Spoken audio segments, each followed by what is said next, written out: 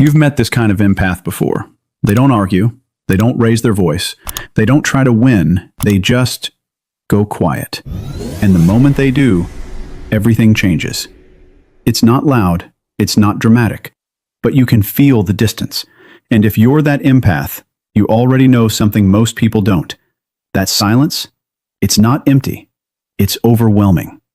Today, we're diving deep into the psychology of empaths who go quiet when they're hurt, and why their silence is one of the most misunderstood emotional responses in the world. Let's start with what everyone gets wrong about empaths. People think when empaths go quiet, they're being cold. They think it's a choice, a strategy, a way to punish someone. Like silence is something they decided to use in that moment. But empaths don't go silent to control the situation. They go silent because the situation is controlling them.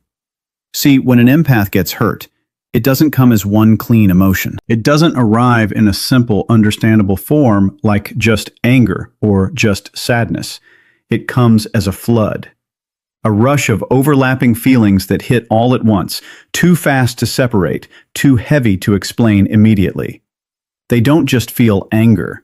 They feel disappointment, confusion, emotional shifts, subtle changes in tone, unspoken meanings, all at the same time. They notice what was said, but also how it was said. They feel the words, but they also feel the energy behind those words.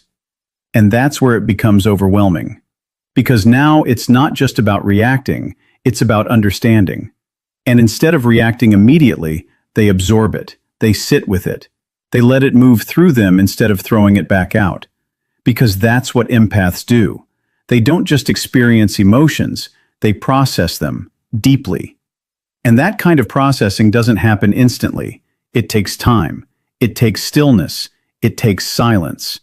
So what looks like distance from the outside is actually intensity on the inside. What looks like disconnection is actually emotional overload being handled quietly. They process before they express. And most people misunderstand that because they've never felt emotions in that way themselves. What happens in an empath's brain? Here's where it gets deeper. Empaths experience something close to emotional overload. Their brain doesn't just register what happened, it tries to understand everything behind it. Not just, what did you say, but what did you mean? What were you feeling? What changed in you? And even beyond that, why did that feel different this time? Was there something underneath those words? Did I miss a signal earlier? Their mind starts connecting dots most people don't even notice. Now imagine trying to answer all of that in real time, while the moment is still happening, while emotions are still rising, while the other person is waiting for a response. You can't. No one can process that level of emotional complexity instantly. So what happens? The brain does something very specific. It slows everything down. Not because it's weak, but because it's overwhelmed with information. And one of the first things that gets affected is speech. Words become harder to access. Thoughts feel incomplete. Feelings are clear, but explaining them isn't. That's why when someone tells an empath, just tell me what's wrong, they freeze. Not because they're hiding something, not because they're being difficult, but because the answer isn't ready yet. It's still forming. Because the truth is, they don't fully know yet. Not in words. They know something feels off. They know something hurt. They know something shifted. But turning that into clear language takes time. Because they're not just reacting to the moment. They're trying to understand it completely. They're still feeling it. Empaths weren't born shutting down. They learned it. At some point, they tried to express their feelings openly. They spoke honestly. They showed what they felt. They trusted someone enough to be real. And it didn't go well. Maybe they were told they were too sensitive, that they were overreacting, that they were making a big deal out of nothing. Maybe their emotions were dismissed, brushed off like they didn't matter. Or worse, they were understood in the moment, but later those same feelings were used against them, thrown back in arguments, twisted, turned into something they regretted sharing. And experiences like that don't just disappear. They teach you something, quietly, repeatedly. So they adapted. Not in a dramatic way, but in a gradual, almost invisible shift. They started holding things in, filtering what they say, thinking twice before opening up, until one day they realize something powerful. It's safer to feel everything than to say everything, because feeling is private, but speaking makes it vulnerable. So instead of becoming less emotional, they became more controlled, more observant, more careful with their words, more aware of how much they reveal. They didn't stop feeling deeply, they just stopped expressing it freely. And over time, silence became their safest place. A place where they could process without being judged, where they could feel without being corrected, where they could understand without being interrupted. And once silence becomes safety, it's very hard to let it go. Here's what nobody sees. When empaths go quiet, their mind gets louder. What looks like stillness on the outside is actually intense movement on the inside. They replay everything, every word, every tone shift, every pause in the conversation, every subtle change in energy that most people would completely miss. They don't just remember what was said, they remember how it felt, the exact moment something changed, the second the energy shifted, the small detail that didn't sit right. And once that starts, it doesn't stop easily. They ask themselves, did I miss something? Was that intentional? Did they mean it the way it sounded? Am I overthinking or finally seeing clearly? They go back and forth again and again, trying to find clarity, trying to separate assumption from reality, trying to understand whether what they felt was real or imagined. Their silence is not emptiness, it's analysis. Deep, constant, exhausting analysis. The kind that doesn't switch off just because the moment is past. While others move on quickly, laugh it off, ignore it, or forget it, empaths stay with it. They sit in it. They turn it over from every angle. Not because they want to suffer, but because they want to understand. Because for them, clarity matters more than speed. Truth matters more than reaction. So they stay quiet. Not because nothing is happening, but because too much is happening all at once. And they won't leave it until it makes sense. Here's what nobody sees. When empaths go quiet, their mind gets louder. What looks like stillness on the outside is actually intense movement on the inside. They replay everything, every word, every tone shift, every pause in the conversation, every subtle change in energy that most people would completely miss. They don't just remember what was said, they remember how it felt. The exact moment something changed, the second the energy shifted, the small detail that didn't sit right. And once that starts, it doesn't stop easily. They ask themselves, did I miss something? Was that intentional? Did they mean it the way it sounded? Am I overthinking or finally seeing clearly? They go back and forth again and again, trying to find clarity, trying to separate assumption from reality, trying to understand whether what they felt was real or imagined. Their silence is not emptiness, it's analysis. Deep, constant, exhausting analysis. The kind that doesn't switch off just because the moment has passed. While others move on quickly, laugh it off, ignore it, or forget it, empaths stay with it. They sit in it. They turn it over from every angle, not because they want to suffer, but because they want to understand. Because for them, clarity matters more than speed. Truth matters more than reaction. So they stay quiet. Not because nothing is happening, but because too much is happening all at once. And they won't leave it until it makes sense. Now here's the part most people don't expect. Empaths don't go quiet just to protect themselves. They also do it to protect you. Because when an empath is hurt, they see everything clearly. Too clearly. Not just the surface level issue, but the patterns behind it.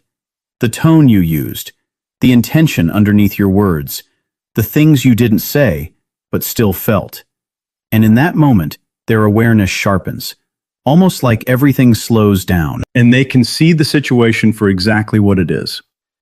And if they spoke in that moment, they wouldn't hold back, not out of anger, but out of truth. Raw, unfiltered truth. The kind that isn't softened yet.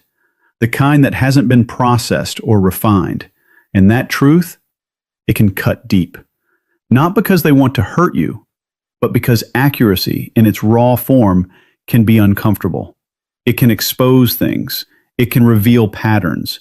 It can say things that are very hard to hear.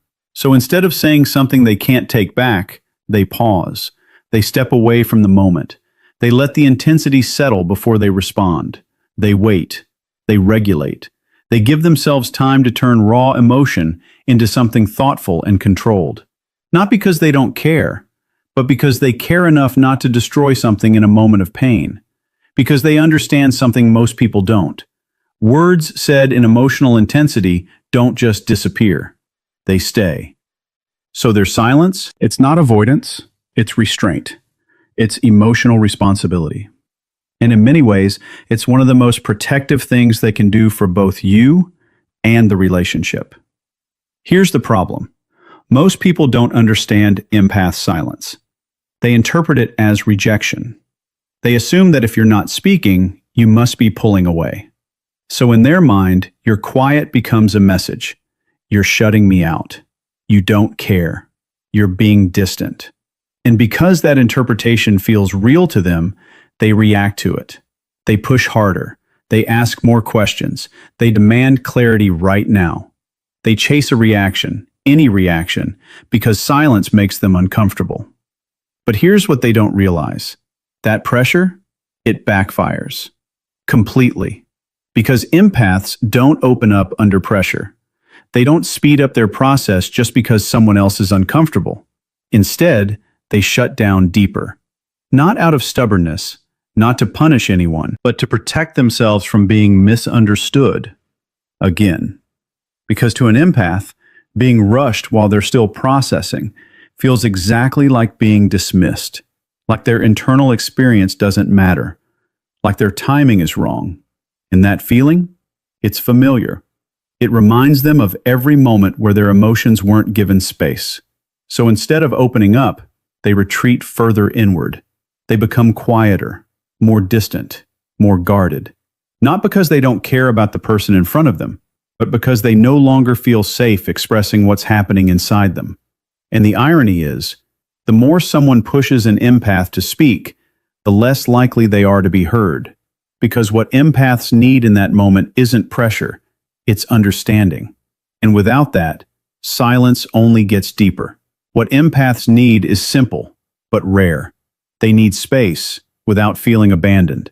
Not distance that feels like disconnection, but space that still feels safe. The kind of space where they know you're still there, just not forcing them to speak before they're ready. They need patience without being rushed. Not silence filled with tension, but silence that feels understood. Because for an empath, timing matters. If they speak too early, it won't be clear, it won't be accurate, it won't truly reflect what they feel. So they wait. Not to avoid the conversation, but to make sure when it happens, it actually means something. They need someone who understands that silence is not the absence of emotion. It's the processing of it. It's everything happening beneath the surface before it turns into words. And when empaths feel safe like that, something changes. They soften. They don't feel the need to disappear as deeply. They don't stay silent as long. Because now, their silence isn't being judged. It isn't being rushed. It isn't being misunderstood. And that safety, it removes the need for protection. Because at the core of it, that's what their silence was doing all along, protecting them. But when they no longer feel like they have to protect themselves from you, they start opening up sooner, more honestly, more naturally. Not because they were forced to, but because they finally feel like they can. And for an empath, that kind of safety changes everything. So if you're an empath who goes quiet when hurt, understand this clearly. You're not cold, you're not distant, and you're not broken. What you are is someone who feels deeply. Deeper than most people around you will ever fully realize. You don't just react to emotions, you experience them, you analyze them, you understand them before you let them out. You process carefully. You don't rush your feelings just to make someone else comfortable. You don't speak just to fill the silence. And because of that, you speak only when it's real, only when it's accurate, only when it reflects what you truly feel, not just what you felt in the heat of the moment. Your silence isn't weakness, it's discipline. The ability to hold back when it would be easier to react. It's awareness. The ability to recognize that not every feeling needs to be expressed immediately. And more than anything, it's emotional depth most people will never fully understand. Because in a world where people react quickly, you choose to respond intentionally. And that takes strength. So when you finally speak, it's not noise. It's not scattered emotions or half-formed thoughts. It's truth, clear, considered, meaningful truth. And that's rare. That's powerful. And the right people, they won't fear your silence. They won't rush it. They won't take it personally. They'll respect it because they'll understand something others don't, that your silence was never distance. It was depth. And once they understand that, they won't try to break your silence. They'll learn how to be present within it. If this made you feel understood in a way nothing else has, subscribe, because this is just the beginning.